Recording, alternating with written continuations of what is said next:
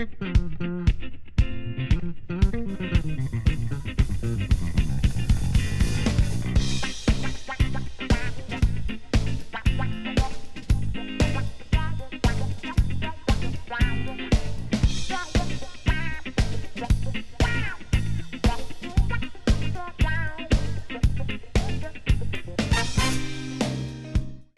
and welcome to Last Time On. This is the podcast for people who want to watch all this prestige television, but who's got time for it? I know I don't.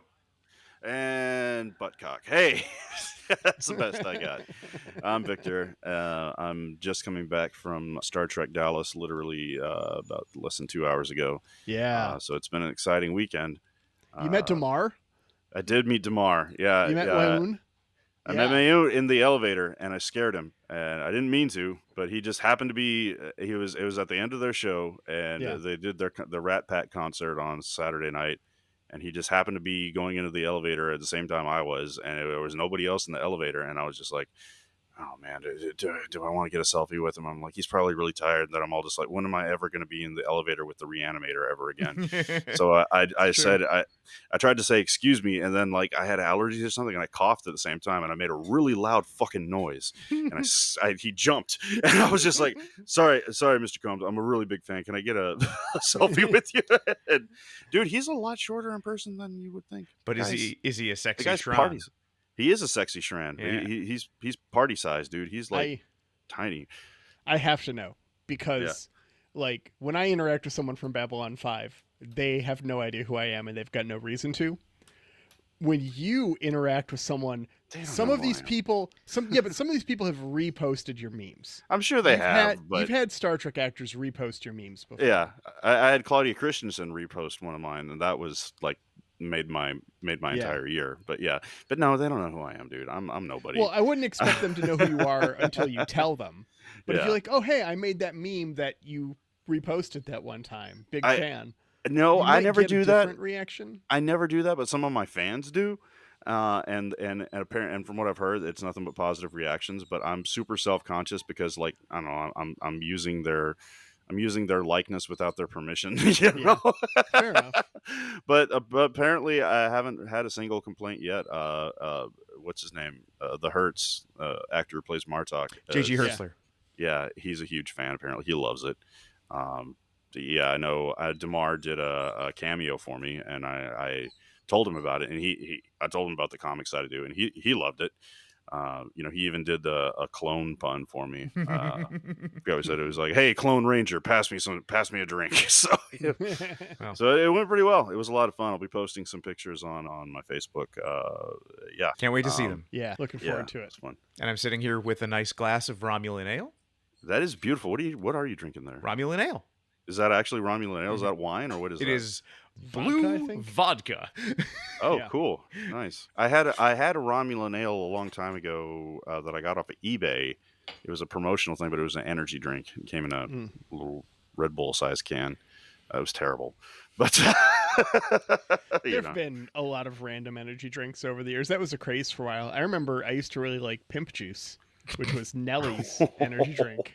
God, that sounds horrible. It had a good I remember it tasting good. Anyways. Well, anyway. We got a hell of an episode in front of us. Yeah. Yes, we do. We got The Expanse, Season 6, Episode 4, Redoubt. This is the penultimate episode of our podcast here for this season of coverage here. Well, we've got at least three more. Yeah, we got three more, but as far as the series goes, we are in striking distance. We have lethal, as the Hearthstone players would say. I see Ben making a face. We'll have our finale. We'll watch the finale. Recap. Yep. Go back. Yep. Yeah. So we got at least three, and this is assuming we can get through a recap in one episode. Yep. TBD, Victor. Staring right at you. Yeah, no, I'm ready for it. But before we get started, do you guys care to take another stab at your bonus points for my trivia question? I forgot to think about this. Xhafer, this is why you listen to the episodes. Okay. He's consulting his bookshelf as we speak. I am. Well, it's because Ben was close with John Carter of Mars. Mhm. which makes me think that it's linked somehow to Ray Bradbury's Martian Chronicles. So I was looking on my bookcase for that. Not confirmed nor denied. Oh, okay. Cannot confirm nor deny. That's not what I said. That's not what I said. I said. Well, But Ben, you Ben, want to? What's your guess? My guess is the Old Man War. What is that? The Old Man War. It's John Scalzi, the guy who wrote Red Shirts. Oh, really? It's a whole series. It's also on my bookcase. Oh, cool. No, Well, yeah, I'm familiar with John Scalzi. Victor not knowing it kind of told me negative. I wasn't right. But I do. Damn, the Red Shirts has been on my reading list for such a long time. I've heard great things about it, and it's right up my alley. Yeah. So yeah. Yeah, Good guess. Old Man's War is basically humanity finds itself in a space war against some aliens. I haven't read it, but this is one of those book series that my dad got really into in the the last couple of years of his life when he My was very father-in-law active in loved reading. it too.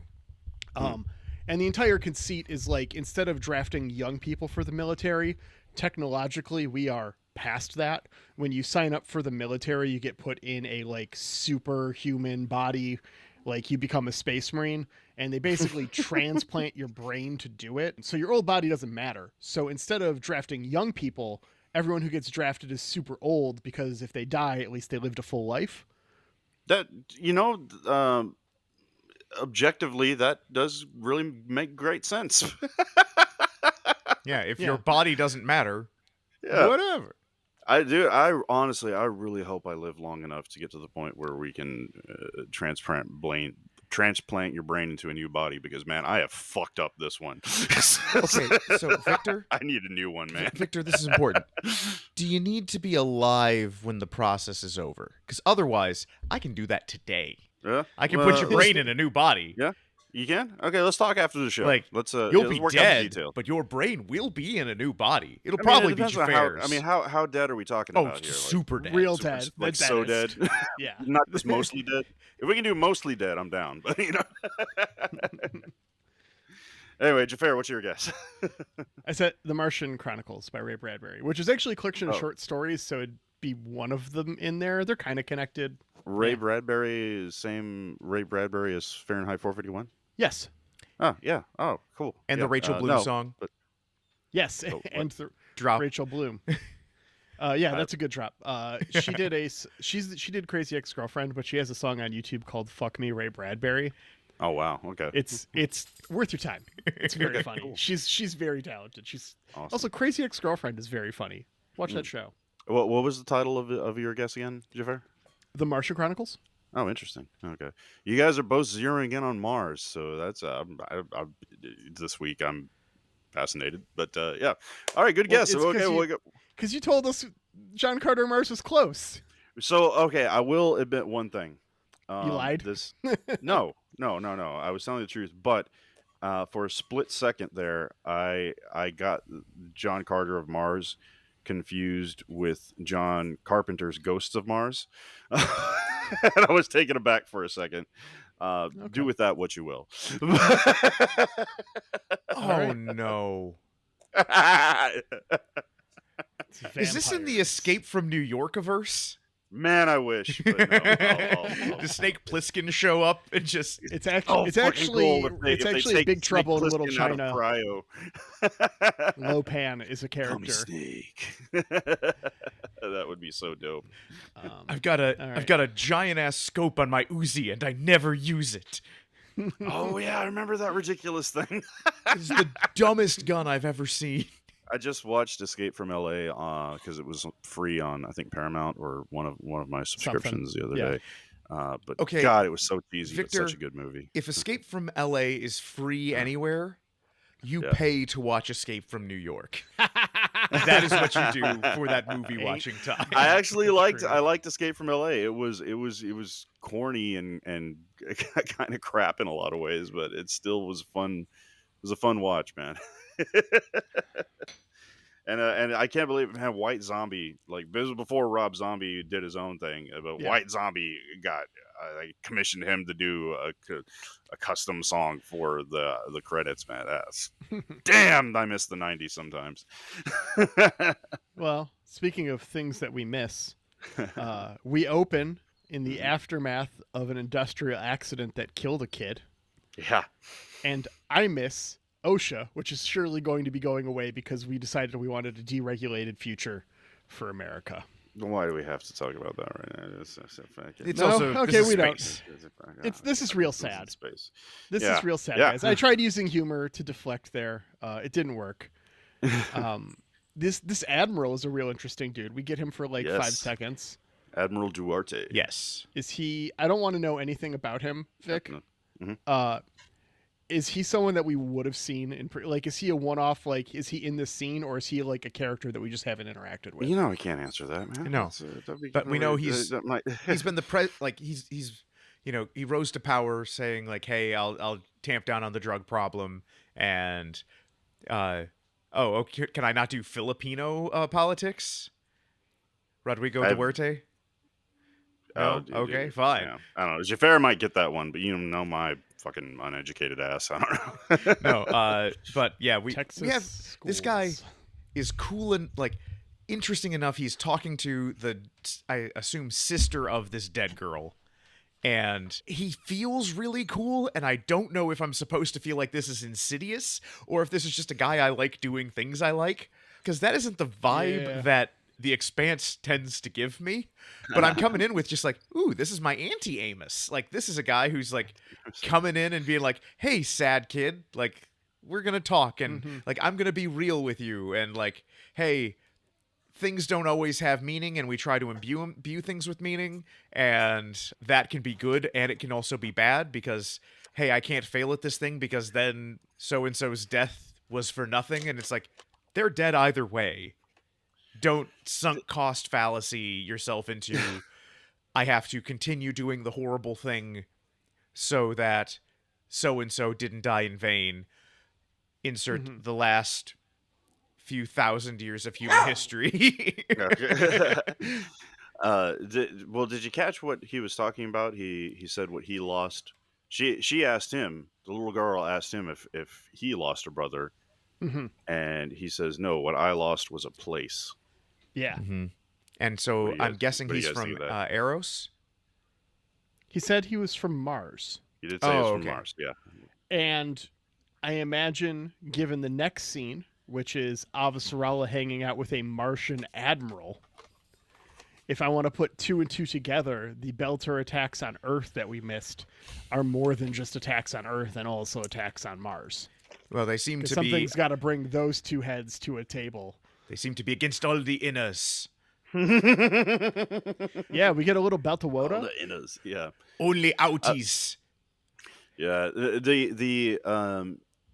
so the authors of the Expanse, they did create an entire Belter language. I mean, it's not nearly as thorough as Klingon or Elvish that not George R.R. Martin, the other J.R.R. Tolkien. J.R.R. Tolkien, who wrote languages and felt he had to write a book just to justify it. Right. Well, I guess George R.R. Martin also did kind of write Dothraki as well, because that's an option on Duolingo. It's a safe bet if J.R.R. Tolkien did something, George R.R. Martin did it and just made it hornier. And right. Anyway, God, I'm way off subject. What the point I was going to make is there is a lot of Belter slang. There's they have some slurs, some sci-fi slurs for, they call Martians dusters, and that's an offensive term for anyone from Mars. And this is not anywhere in the show, but in the books they call people from Earth they call us squats because we're shorter. Because we're shorter than everyone. It's like, those damn squats always taking our air and water. So I know, I don't know how much you guys listen to other podcasts, but one of my favorite podcasters recently just came back from a over 2-year hiatus. He's the guy he's Mike Duncan. He did the History of Rome, which is one of the best comprehensive histories of Rome. And then followed by Revolutions, which is just the history of the 10 most 10 biggest most important revolutions he could easily research. And then he came back after 2 years and is now telling the history of The Martian Revolution. Oh, which is that sounds he interesting. has completely moved into a completely fiction narrative instead, but it is following his traditional nonfiction style, and so he's just like, and as everybody knows, the great data crash of 2278 means we've lost a lot of our first-hand accounts, but fortunately, our this written work remains. And so it is from like the point of view of somebody in like 2800 making a podcast about a Martian revolution in the 2200s. I love that. And it's so cool. I remember I read a book like that called Exit Strategy, which was a like put together recount of the development. Well, you find out, spoilers for a book that came out 20 years ago, that it was it's about the development of a like humanity changing technology, which is effectively the internet running through the ground. Like you don't use wires for anything anymore. We found a way to make everything work through ground transmission, and you can just plug shit into the ground and you're fine. Yeah. Oh, that's dope. That's a cool idea. But it's written, it's an account of like someone's like personal like blog and like journal, and it's found by archaeologists several hundred years later. And so you've got the story and you can just read the story, but in the margins are people explaining all of the cultural references from that far future perspective. Super interesting. It was very fun.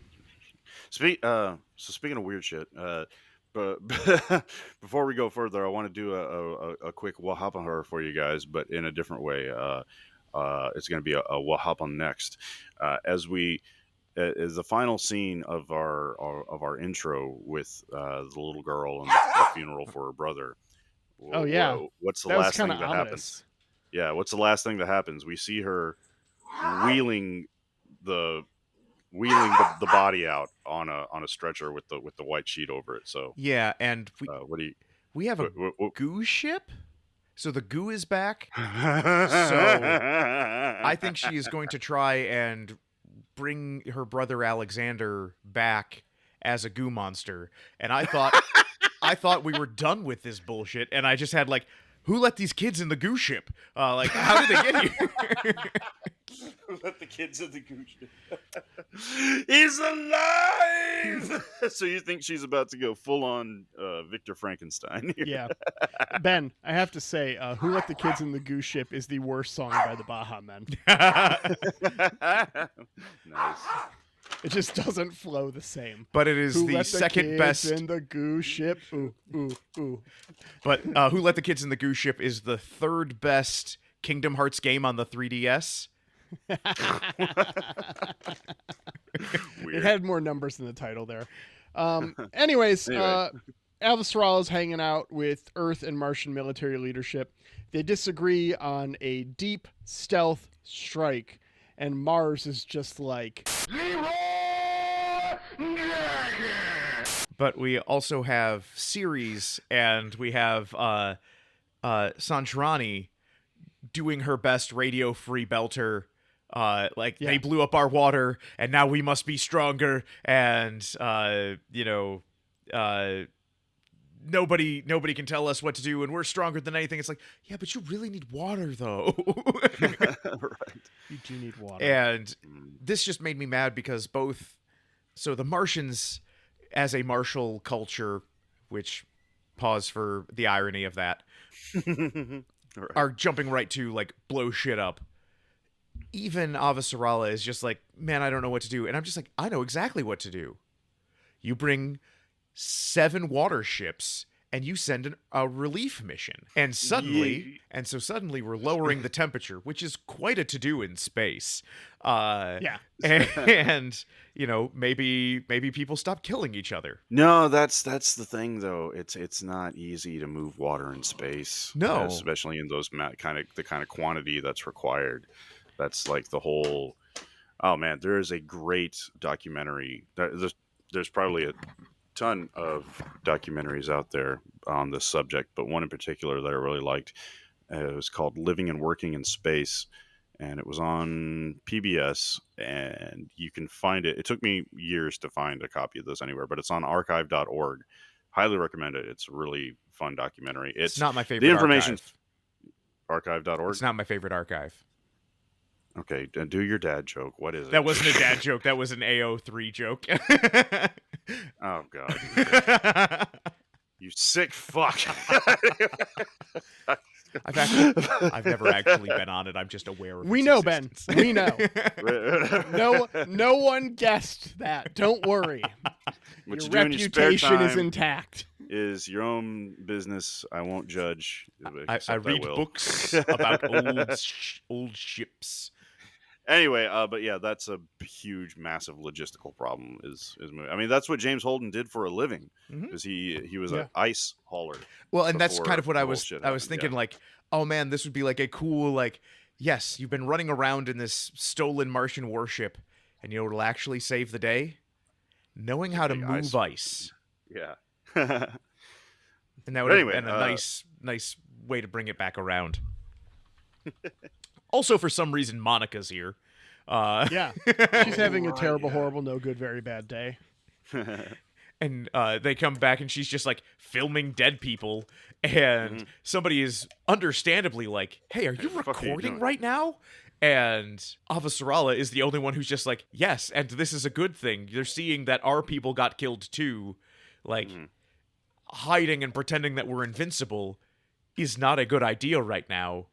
Showing that everybody is suffering because Marcos is, decided we're outside of his delivery window, and will not get us our 2 for $20 pizzas. I might go get pizza after this. Anyway, there are worse decisions to make.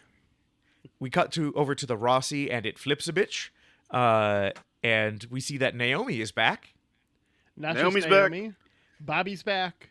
Amos is back. The band. The whole band's back together. Except for... Who's missing? Xhafer. Alex. Yeah. And then Alex is missing. We get to that in a little bit. And people are referring to him in the past tense. Yeah, he gets referred to in the past tense a lot here. It's very sad. Day. Alex is very, very dead.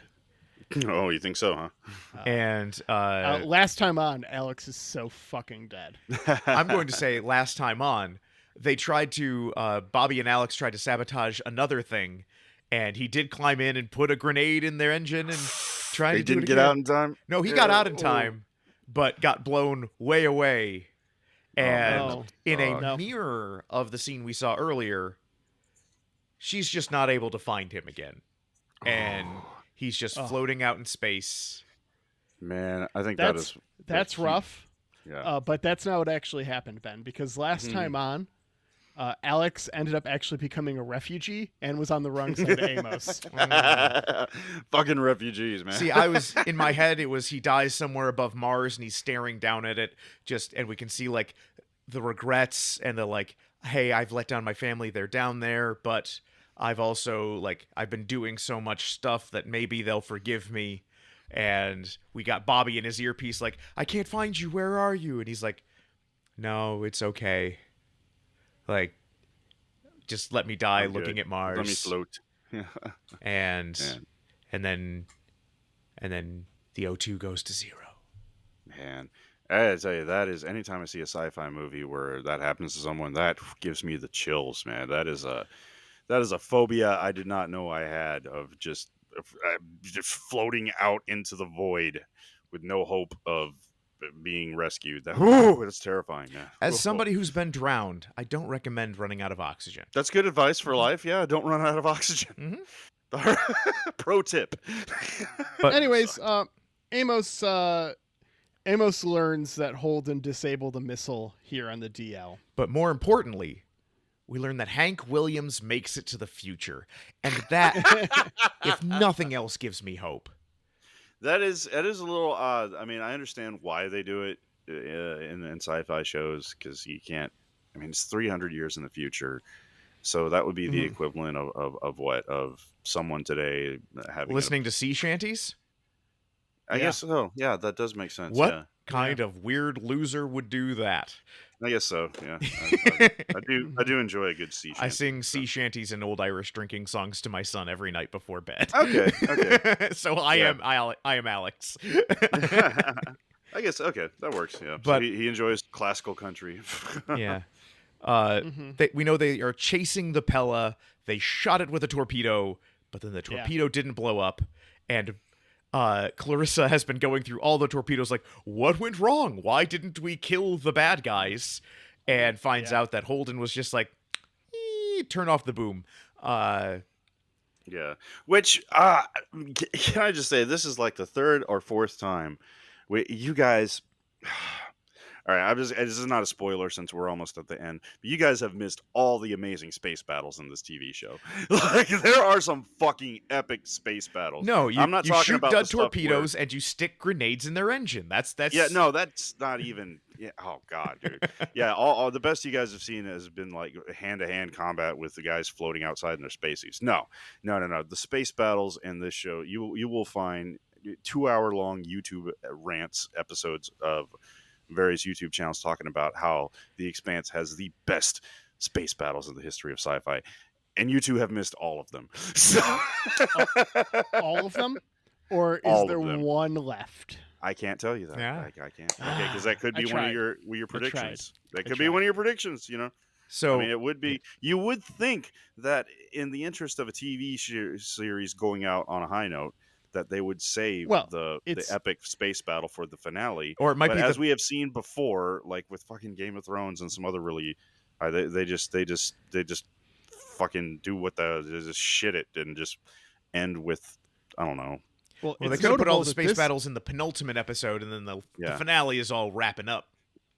Oh man, that would it's notable that this is not planned as a series finale.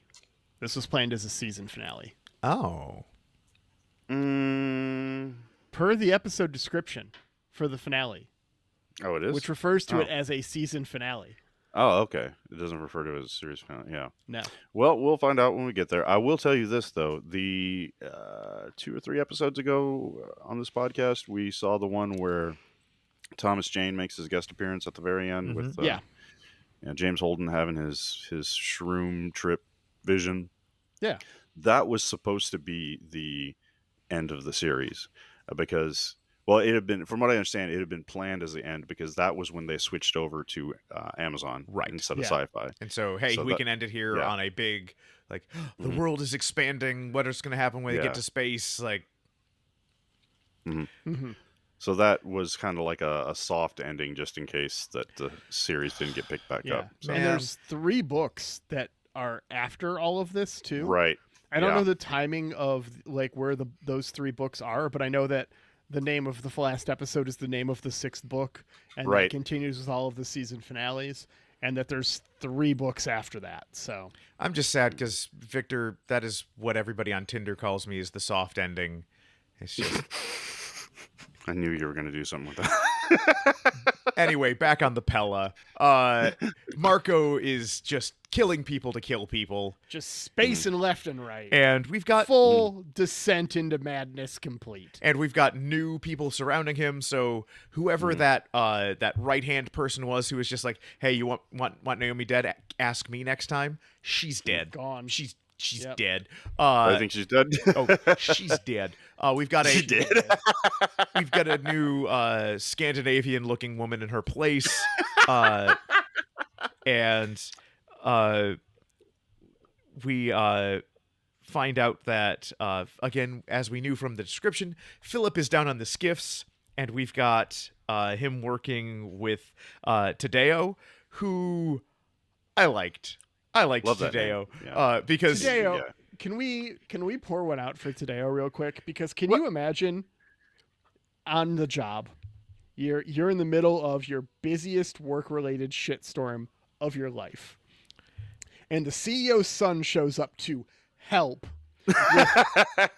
with absolutely no ability or training to do the job. And you have to, this is the worst possible time to stop your day to train someone. And not only do you have to train them, but you know that when they fuck up, it's your fault. It's your fault. Yeah. And you're getting killed for it. Yeah. And yeah, so Tadeo is stuck with a fail son, and we find out that so it's Guoliong says that Philip was a distraction on the bridge, and so I have to ask, guys, what is her name? Rosenfeld. That's her name.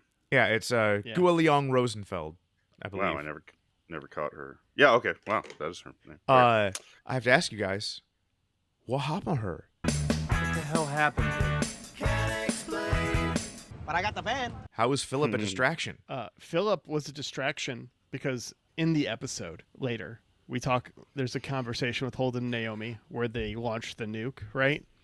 And Naomi mentions seeing Philip on the bridge as well as Holden mentioning seeing Philip on the bridge.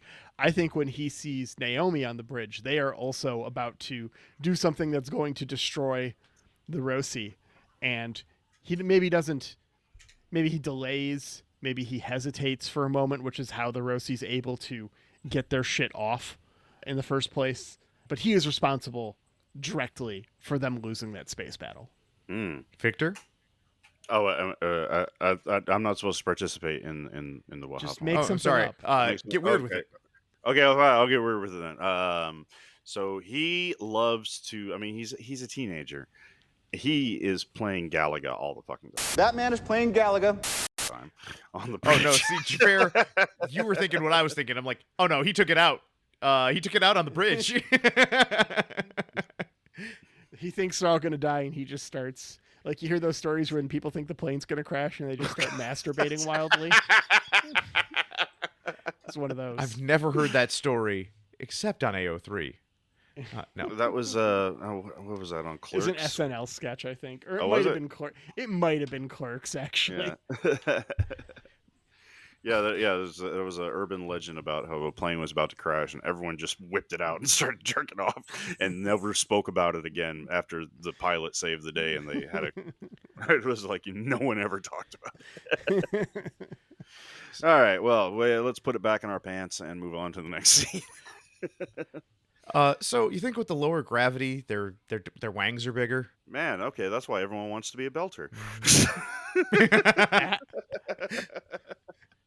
I would actually posit, well, the wangs are bigger in general. I don't know. Like, okay, so gravity. There's no gravity. There's no gravity expanding them. Expanding it down, right? Like over time. Man. So in this 12-part series, we will look into the science of belter wangs. There is, yeah, because weird things happen to your body when you live in space for a long time. I remember hearing about how astronauts on the ISS, their feet become reversed because there's no pressure on the bottom of your feet anymore, and in order to stay in place when they're working, they have to hook their feet into like something to keep them from floating away. So the tops of their feet start getting calluses on them. So I don't know, man. So all sorts of weird shit's gonna happen to you. I mean, for ladies, your boobs are probably gonna, they're not gonna be weighed down anymore. Yeah, guys too. So yeah, well, and yeah, so there's no gravity pulling my testicles down in space. So what would happen? They turn into balloons? They'd float upward? What if your balls go on top of your wang? Wait, so Victor, I've got a very important question for you. What happened? Do your balls hang low? Do they wobble to and fro? Can you tie them in a lot? Can you tie them in a bow? Can you throw them over your shoulder like a continental soldier? Do your balls hang low? These are the questions. Asking the real questions. Hard sci-fi. 808-862-5580. Listeners, text us. Let us know what are your theories about what happens to your balls in space. So Amos confronts Holton about the missile while doing repairs. Guys, this is an inside conversation, right? Okay, Amos is like in the guts of the ship doing stuff. He's got his Amos lunchbox out. Holden is like on his like wrist computer beeping out. Back to Amos, staring out into the stars. I do not care how much my boy Amos is. I know enough about Amos. I am not turning my back on him when he can kick me into space. Especially when I just turned off the nuke that would have ended the war and killed the evil terrorist menace. Like, Yeah, this is one of those moments in TV that I'm screaming at the screen. Writers do this to build tension, but I hate it because it's like you would have just solved the problem if you would have just been fucking honest. Just say the truth. But no, it's like, but I'm glad that I couldn't remember if you find out why in the same episode. we find I'm out glad that- why later, but it's yeah, because she saw Naomi's son Philip on the. but He just would have said that to Amos. It would have shut him up. You know? Anyway. But also, I was fully ready to find out why and be like, hey, Amos was right for kicking Holden into space. Like, yeah. And he doesn't tell him the reason, and Amos, for the first time, is ever able to deal with some ambiguity. And, Well, I guess that's character growth for him. yeah. We cut over to Tadeo and Philip patching up holes using the Tetris computer. And Philip decides to start Tadeo decides to start loudly playing the news. Yeah. And we get like some crazy foreshadowing where it's just like, yeah, but my brother's on series and I just want to make sure he's okay. And here's his tragic backstory. So you'll be really sad when you find out that extra who blew up last episode was Tadeo's brother. And we find out about Vertigo in space, which is a freaking nightmare. Bad times. Just like, hey, why is my son not stopped throwing up for 9 days? Oh, he's got vertigo. This is so rough. And they really, Tadeo and Philip bond in a way here. We'll just wait, Vic. Sorry, no, I'm here. Sorry. It's not you I'm worried about. All right. What? It's the dogs. Okay. The dog. No, dude, it sounds worse than it is. It's just that's how they play. Okay. Oh, if you needed a minute. Okay. Yeah. No. Tadeo bonds with Philip in a way here that makes me really worried about Tadeo surviving his next encounter. I know Marco. we're so close to the finale to have a moment like this. It's like, oh, Tadeo's so fucking dead. He's so fucking dead.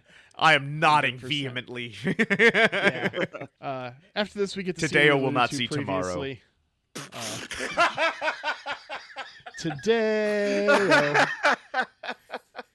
Tadeo. Daylight come and he gets shot into space. Exactly. Yeah. Before I forget, Hey, Mr. Marcos, man, shoot me into space. Belters come and we get shot into space. Yeah. Exactly. This is only the second Tadeo I've ever heard of. The TadeoDoria.com is where I get a ton of my backgrounds for the comics I made on the mini media television. Huh. He's a 3D graphical artist who specializes in Star Trek inspired interiors, does custom work.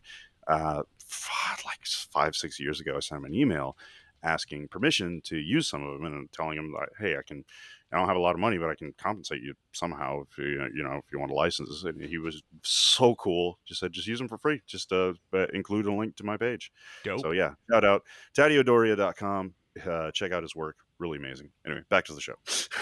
Always take a moment to pimp out your buddies. Yeah. That hustle game. So Holden tells Naomi why he didn't kill Marco. And she's like, fuck you, dude. Bad call. Kill my kid. Kill my What kid. the hell?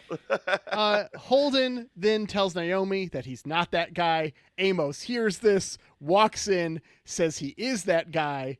If I found out that she had a secret ex-husband and a kid, and I had to nuke them to stop an interstellar war, and by doing so, I would be probably ending our relationship, I'm stopping the interstellar war.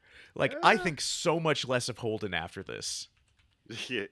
You know what? Yeah, it is a very selfish decision that he made in the Like you The don't bigger hear like picture. and the Enola Gay was over top of Hiroshima looking to end World War II. But they decided, nah, because the co-pilot was dating a Japanese girl and she'd be super bummed. Oof. Or like, hey, we were about to, take Napoleon's left flank, but then the Duke of Wellington was just like, yeah, but my girlfriend might leave me if I do this. It's just like, no, you win the fight. Yeah. This is it's a whole thing. Well, We then get some torpedo gags. oh yeah, these bros just fucking around with a live nuke. And so this is my favorite part of this whole episode. Tadeo is just like, okay, this nuke, it's still active, like, and Philip's like, don't touch it, call technicians. He's like, no, I'm gonna rip it out of the wall. He's like, don't do it. He's like, why are you doing that? Oh, my arm's stuck. Just rip it out. Like, I'm gonna go get help. And he just like yanks it out of the wall. And Philip is just like, oh my god, no. And Philip's like, Tadeo's like, hey, I've seen the weapon disarmed panel the entire time. You freaking noob. That's some good shit. This is reminding me a lot of that Deep Space Nine episode where Quark is stuck in the Defiant and there's a live torpedo that when he's there with Farmer Hoggett? With James Cromwell. Yeah, I was about to say the same actor who played Zephyr Cochrane. But yeah, that was a great episode. And also the president of the Super Soldiers in that one awful TNG episode. Oh, right, yeah. Yeah. Famous vegan James Cromwell, because he liked the animals so much on Babe that he was just like, I can't eat them anymore. Oh yeah, okay, I remember that story. Yeah. Seems like a cool dude, and I'd very much like to meet him. And I'm sad he doesn't do Star Trek conventions. Yeah, he never goes to the conventions. Huh. Oh well. All right. Drummer was who we cut to after this. Yeah. And a small team go into a cargo station. It goes badly. I love this scene. This was what I was so excited about for you guys to see when I saw Drummer's Raid. I mean, this is not one of the space battles that you guys missed, but hey, if we have to get some kind of space action going on, I'm glad you guys got a hold of this one, because this is one of my favorite scenes. This raid made me so fucking mad. Why? So mad. Why? I'm part of a pirate crew attacking a space station. Uh-huh. It's not really a space station, Well, but yeah. they call it a station. Yeah. I see a cargo container with heat signatures. There were always dudes in that cargo container until you know otherwise. Yeah. And this guy there's some, dies there's like some a bad pirating. freaking moron. It's just like, how did he make it on your strike team? People get shot a lot, and you've got predator vision, which hypothetically does not come standard in your spacesuit. You had to pay real human money, Victor, for predator vision. Predator vision. And speaking of this little scene right here, the way that they have a makeshift space station created by using a bunch of shipping crates. This is exactly something I came up with a long time ago for a fan fiction story about aliens with Where can Ripley. we find you on AO3? Yeah, no, it's not horny enough for AO3, but it's a story about Ripley and Newt and everything, and pregnant Sonic. Yeah, shut up. and a whole Weyland-Yutani thing. But I had this exact same idea of making a secret space station just by using shipping crates and containers. I just wanted to throw that out there because I hate it when I come up with an idea and I see it on TV later. Someone uses it to make money. Mm-hmm. Yeah, that just means I just suck at making money. Anyway, just needed to get that out there. So they're having a fight. Somebody stops to read their emails, and a guy gets wharfed. Except instead of a blue barrel, he gets crated. Yes. And his Joseph left a bad hand day. is just smushed, and I'm just like, hopefully he's a righty. Right. And they try to lift the crate on it, and they just make it worse because they drop it on him again. Yep. It's just like, hey, you got time. Go get a pry bar or something. Like, Leverage, my dudes. Well, no, they don't have time because they're pretty sure that the But they said, like, station okay, you've owners got are 1 on their way hour. back. All right, Yeah. we've got 7 seconds to get. It's just like, find a crowbar. You're in Crate City. There's got to be a crowbar. Yeah, but that line from Walker, the older Belter guy on the back when when I forget her name, but the medic, she pulls out her box cutter.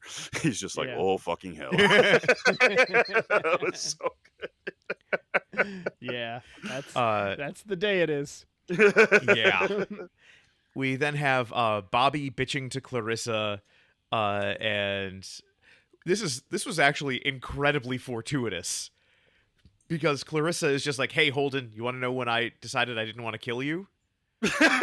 That's a great thing to tell someone. But it's lucky for Xhafer and I because it's when you gave that, "Hey, we always reach to violence" speech on the Behemoth, and we're like, "I saw that speech." You saw that, yeah. It's for Captain America. I understood that reference. Yeah. Nice. And they talk about being haunted by killings, which isn't my experience, but I'm glad other people have it. Also, it appears that Clarissa is just eating a bowl of ground beef with salt. Okay. Uh-huh. She straight up Lockleys this thing and just pours salt into it constantly. It's true. And I would like to take a moment Take a moment. to shout out our friends over at Yum Yum Podcast who are currently covering The Expanse. They are not on this episode. Ooh. And I don't know if they just started season 5, I was so we're a bit so ahead of bummed them right now. when they were just like, "We're doing The Expanse," and I'm like, "I can't listen to any of your episodes for a while." Oh man, okay, same. Yeah. So they're doing an actual watch cast, like the Yeah. whole. Yeah, they start did. to end. They Okay, when they cool. finished Babylon 5, they went on to The Expanse. Oh, that's I awesome. believe they Well, did they Earth actually Above they and went on Beyond. to a space. They did Space Above and Oh, Beyond. that's it. Yeah. All right, I need to catch up on Yum Yum. Yeah, you do. But I trust Ryan and Rachel to make this exact same joke at that time. Yeah. Because that's 100% the joke to be made. And go check out Yum Yum Podcast, by the way. They're super funny. They're great. Very insightful. They do way more research than I'm ever willing to do. Nice. But they're great podcast. Go give them a listen. So why do you think? Why do you think the camera took that extra few seconds to show Clarissa dumping salt in her food there? Oh, it's a mod thing, I'm sure. Yeah.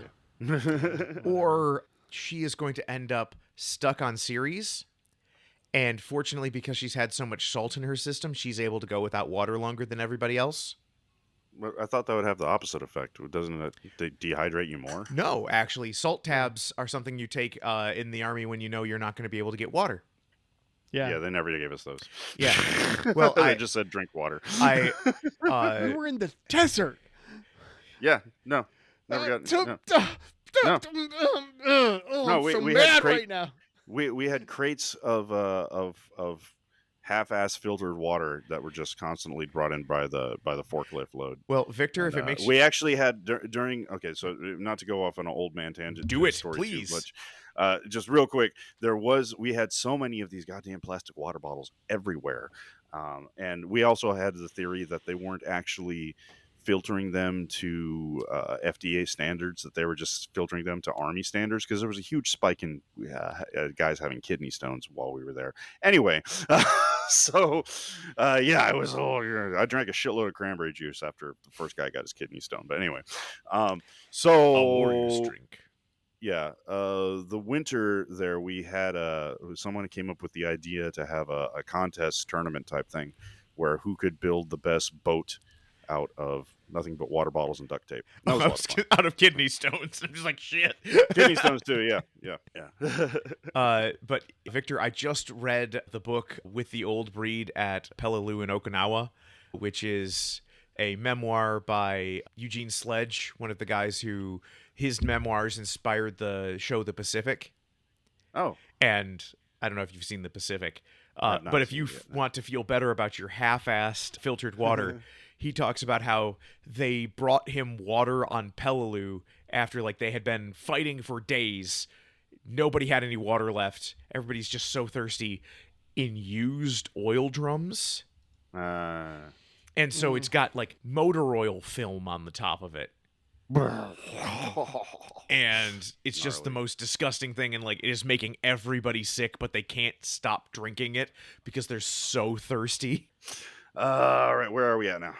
So we are back seeing some series refugees from a news report, and I'm just like, oh, Amos has to get here. Oh, Amos has to get here. Like, there's refugees, and Amos isn't around. Ooh, he's jonesing. He's feeling itchy. And we've got this news report of this one guy who's just like, I'm just sad, and everybody's killing everybody, and I'm just sad, and I'm an old man, and I've got a cat, and I'm just like, hey, lucky Hey, Arthur. hey, I hey! love the kitty. No one disrespects this actual star of the Expanse, Lazy Earther. On Lazy my watch. Arthur, yes. No, 'cause you see, if I am, what's her nuts? Radio Free Belter Nua Sanjirani. Yeah. You know the first thing I do when all of our water gets blown up? No more pets. Ooh, yeah. No more pets. That is what would happen. Because you know what I know about cat people? They would let you die before they let their cat go thirsty. Hell yeah, I would. Cat people are psychopaths in the service of a psychopath. Oh, yes. Yeah, so we watched this whole thing where he is trying to help and nobody is helping, and everybody feels really sad. And then Sarah McLachlan plays in the arms of an angel, boss man. Stop. Fly Okay. away. Ah! Okay, so anyway. I'm just trying to think of Belter Creole, Sarah McLachlan. No, it's not you. It's the song. It's I heard that so many times working at Baskin Robbins. We cut back to Drummer and her team, and man, which it's I fun. freaking love how they changed their plan. Originally, they went in there thinking, okay, just grab as much as you can, we'll load up, and we're gonna go. And then after shit hit the fan, they're like, change plans. We're gonna steal the whole fucking station. Also, we're going to call the Belter warlord and tell him he's a bitch. Yeah. Hold on. We glossed over two things very quickly. Oh, the 127 hours? Well, no. So one, after we meet Lazy Earther, we find out via context clues that Avasarala is Secretary General of Earth again. You called it. You get your points. So one, I wanted to call that out. And then we do have Rosenfeld making a play to be Marco's number one. Yes. Yeah. With Philip on the outs. And already claiming titles and just like, I want to Yeah. be queen of this place. And it's the one thing I know about revolutions. It's really easy to start handing out titles to things you don't own yet. Yep. What gets really messy is what to do when you do own them. So then Drummer's broadcast. Yeah. Bro. She's like, hey, bitch, I'm in your house. Bro. Live shamed and die empty goes so fucking hard. This is instantly in my top 5 get fucked space speeches. Get fucked space speeches. Which, if you're wondering, right up there with the only man who defeated a Minbari warship is behind me. You're in front of me. And Be I am somewhere else. death incarnate and the last living thing you will Fuck ever yeah. see. Two of my other favorite get fucked space speeches. Do you guys have a favorite get fucked space speech? Oh man, that's a good one. That's a good question. I feel like the genre defines itself. I hate to say it, but as much as I can't stand William Shatner, just him kicking Christopher Lloyd in the face, saying, "I have had enough of you," he just kicks him into a fucking chasm of lava. That's just badass. Not in space, but I'll allow it. Yeah.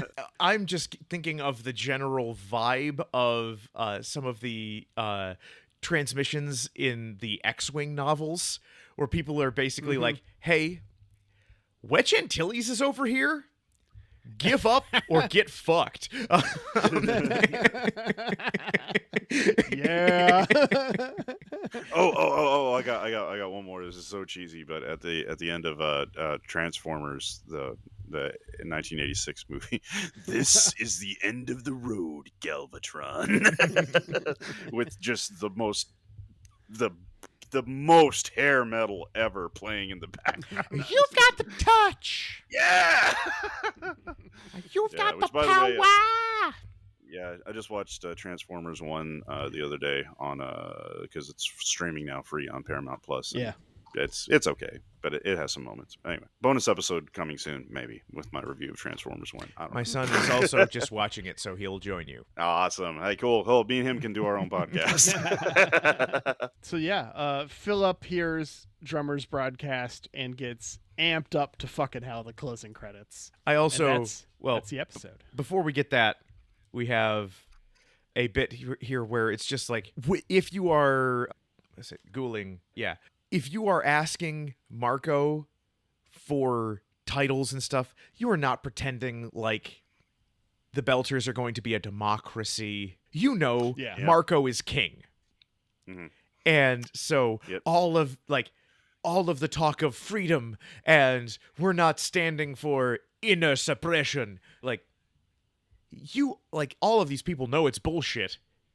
We are fighting we're fighting for King Marco.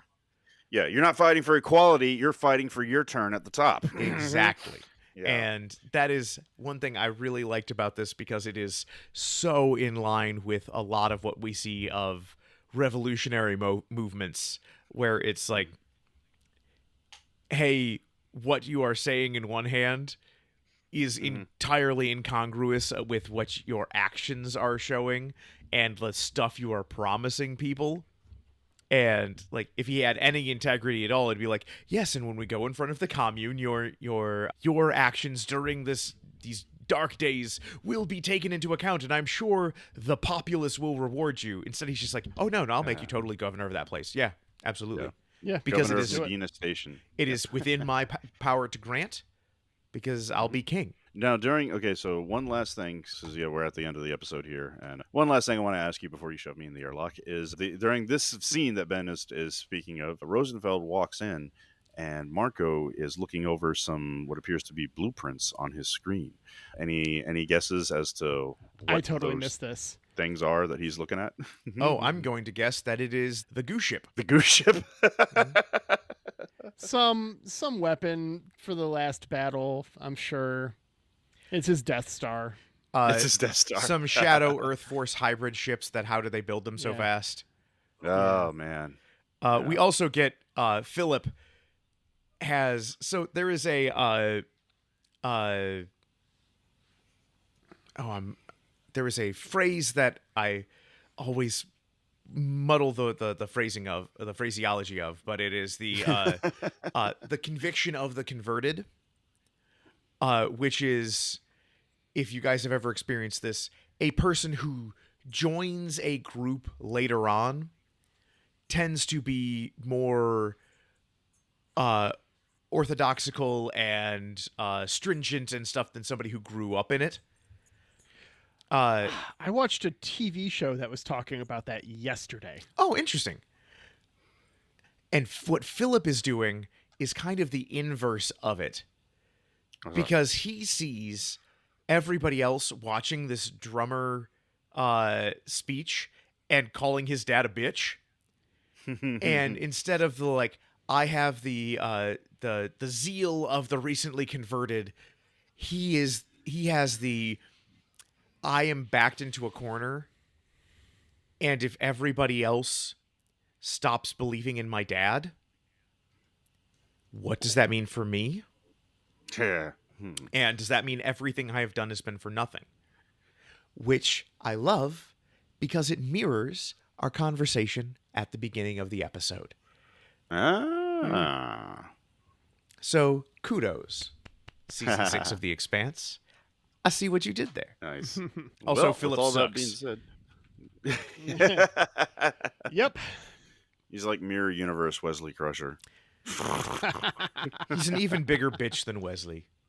Oh, for sure. All right. Well, Well, get the fucking it airlock. is airlock time. Okay.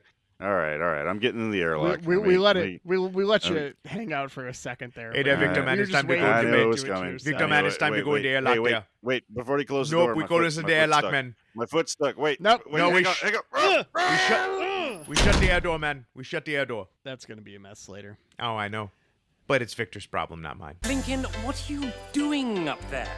Guessing. I guess no one's coming. I have seen into the future. You ruined the prophecy. All right, I will go first with my Go for it. daytime. Oh, Yeah. wait, no. First, you have to roll. No, I don't. There's it's only going 2 to be the episodes finale. left. There's only 2 episodes left. I roll 3 dice. It has to be the finale. Okay. It has to be the finale. Yeah. All right. I've got a bit of a gambit here. Ooh. Normally I do a gambit for the last episode. I do not. Ish. But we'll get to that. Well, I'm about to make a whole name for myself here.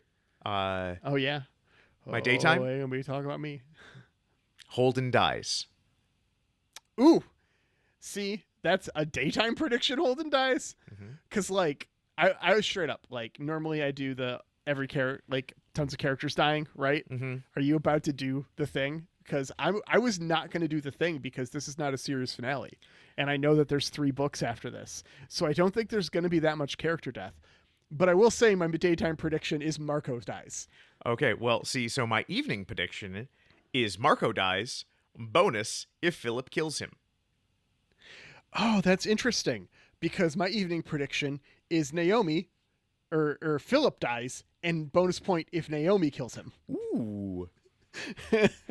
And here's my big gambit. Prime Yeah, time. let's hear it.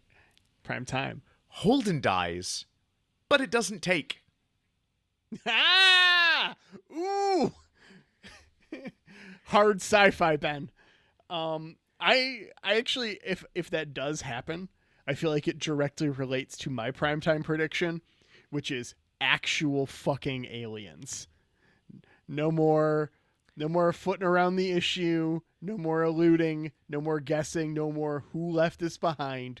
We will see or hear aliens in this finale. Who left Thomas Jane out? Who let Thomas Jane? That really works even worse than the other one.